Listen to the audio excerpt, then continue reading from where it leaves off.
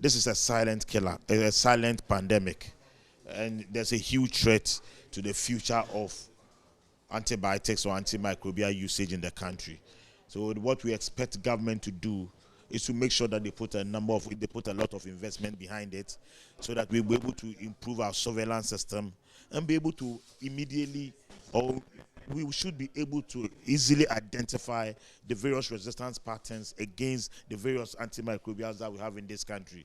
It is only when these research works are done and this surveillance is mounted that we'll be able to get adequate information to be able to come to conclusions or decisions.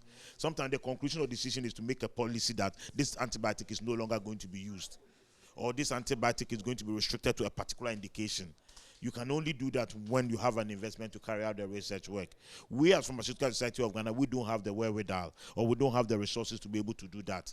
And therefore, we would need various stakeholders as well as government to put some investment behind it.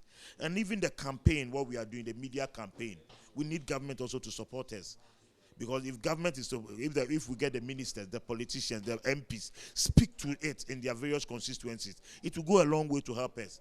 When they mount the podium, when they are campaigning, they tell people that please restrict the use of antibiotics because there's a danger ahead. And that's a way the government can also help us. The ministers and politicians can also speak on the excessive use of antibiotics and will help prevent the antibiotic resistance. Because the issue is that you don't know when you fall a victim to it. Where you have an infection, you go to the hospital, they give you a prescription and the medicine is not working. By the time they even decide to change the medicine, they might have lost you.